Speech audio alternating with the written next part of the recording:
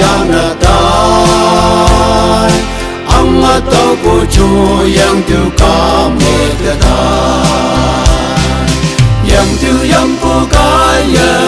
te nhi nhoi pu wan ko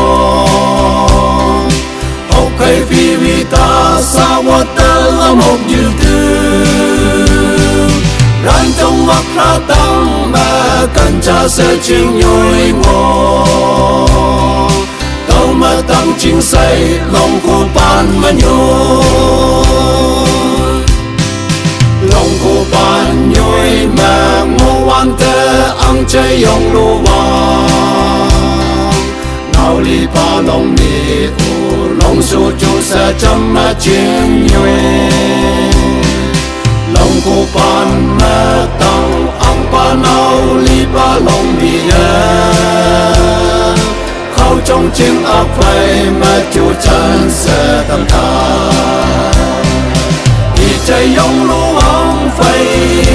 yang mà lòng mi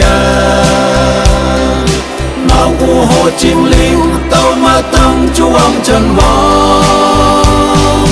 tâm mà tai pu lòng mi y phai te tai pu chân nuang ang pa phai là cái gì của Chúa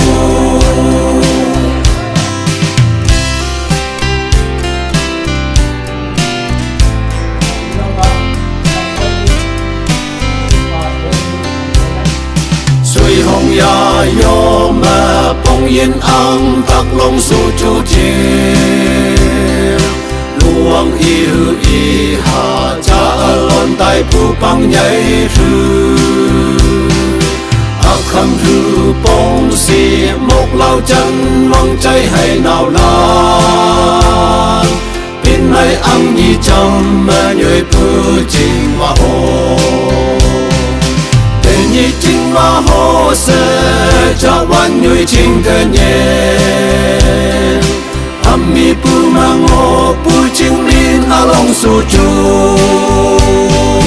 ngài nhị chu như phải nào cha ở lon ngày sau mẹ trông như mẹ bùi chu chứ sẽ tê như nhẹ tê nhị chu như mình nhẹ ngược trong hoàn nhuệ bù mẹ lên nữ sa na vắng ghi nhu nong đã đi tâm phá u yung văn ba chu văn con môi hay man pha